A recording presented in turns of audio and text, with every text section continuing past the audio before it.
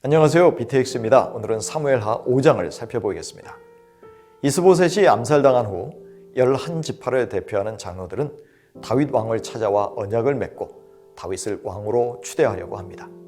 이들은 먼저 다윗이 자신들과 고륙지친의 관계임을 부각시킵니다.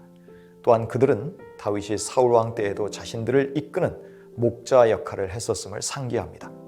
무엇보다 하나님이 다윗을 주권자로 선택하셨으니 하나님의 뜻을 따라 이제 다윗을 자기들의 왕으로 모시겠다는 것입니다. 이들이 제시하는 기준들은 하나님이 왕을 세울 때 주신 말씀에 근거하고 있습니다.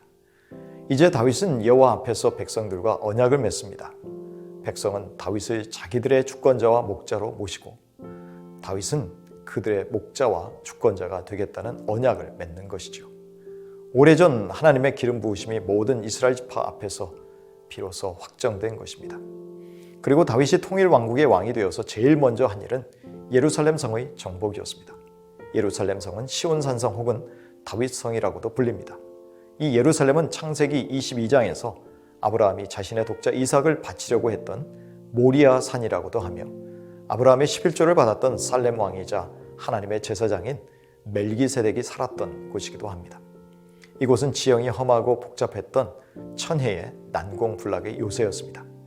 그래서 가나안 정복 때 다윗의 조상들인 유다 족속도 지난 400년간 정복하지 못했던 곳입니다. 이곳은 자신을 먼저 왕으로 삼아준 유다 지파에게나 또 사울 가문의 통치하에 있었던 이스라엘의 11지파 모두에게 도읍으로 적당한 곳이었습니다.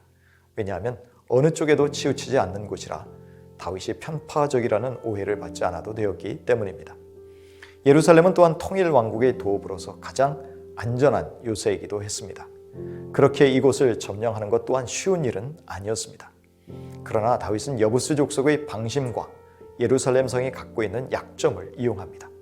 그것은 수로를 통해서 공격하는 것이었습니다. 이 작전은 성공을 거두었고 다윗은 왕국의 내적 통치를 강화할 수 있는 중심지를 얻게 된 것입니다. 다윗은 계속해서 강력한 요새인 예루살렘 성을 더 견고하게 확장해 나갑니다. 아직 남은 가나안 정복 전쟁의 완성을 위해서 먼저 내실을 다진 셈입니다. 그렇게 다윗이 점점 강성하여 갔습니다. 하지만 그것은 다윗의 능력이 탁월해서가 아니라 만군의 하나님 여호와, 즉 전쟁에 능하신 전능하시고 신실하신 하나님이 함께 하셨기 때문이었습니다. 한편 두로는 오래전부터 아프리카와 유럽을 오가면서 해상 무역을 했던 고대의 도시 국가였습니다. 그런데 그 나라의 왕이 기능공들을 통해서 다윗의 궁궐을 지어주게 됩니다. 이것은 두로가 이스라엘을 자신들의 무역 우선 대상국으로 대우하게 된 것을 의미합니다. 그만큼 다윗 치세에 이스라엘의 정치적 위상이 높아졌기에 가능한 일이었습니다.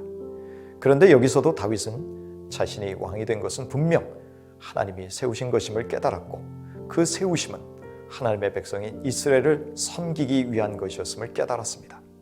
그래서 다윗은 깨달은 대로 태만하지 않고 하나님이 맡기신 섬길 자리를 찾아 다닌 것입니다. 하나님은 그런 다윗에게 복을 주셔서 예루살렘에서도 생육하고 번성하게 하셨습니다. 솔로몬은 이후에 태어나지만 여기에 미리 기록된 것은 집약적인 역사 기록의 기법으로 미래의 사건도 한꺼번에 기록했기 때문입니다. 이렇게 모든 것이 성공적이고 형통한 것처럼 보이는 때에 갑자기 블레셋이 침공해 옵니다.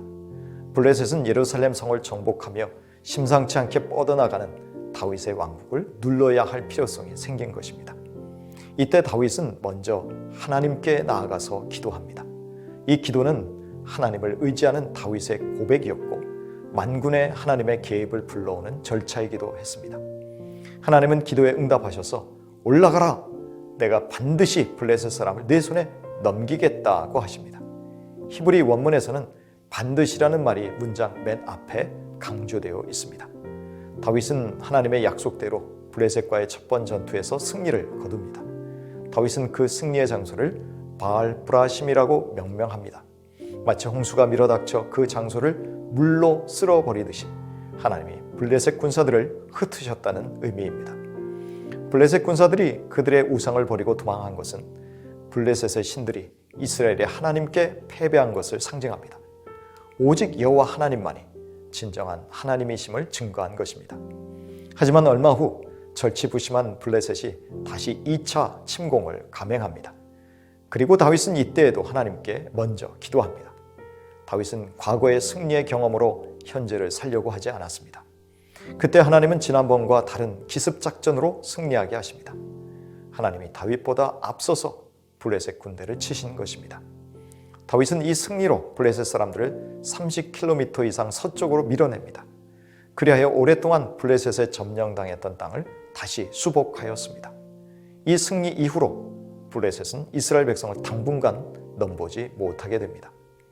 다윗은 왕이라는 자리에 올랐다고 해서 마치 인생의 목표를 이룬 것처럼 행동하지 않았습니다.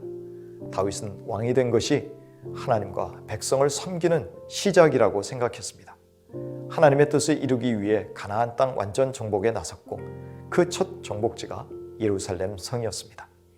그리고 두 번에 걸친 블레셋의 침공을 하나님의 도우심으로 격퇴시키고 빼앗겼던 영토를 수복하였습니다. 우리는 어떤 자리에 앉았거나 목표한 바를 이루었다고 해서 안주해서는 안 됩니다. 그것은 더 큰 하나님의 뜻을 이루기 위한 시작에 불과합니다. 오늘도 하나님께 질문하셔야 합니다. 하나님, 제가 이 자리에서 무엇을 하기 원하십니까? 라고 말입니다. 그럴 때 계속해서 하나님이 비전을 보여주시고 인도하실 것입니다. 빌립보서 3장 13절 이하입니다. 형제 자매 여러분, 나는 아직 그것을 붙들었다고 생각하지 않습니다.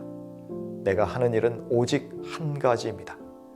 뒤에 있는 것은 잊어버리고 앞에 있는 것을 향하여 몸을 내밀면서 그리스도 예수 안에서 하나님께서 위로부터 부르신 그 부르심의 상을 받으려고 목표점을 바라보고 달려가고 있습니다.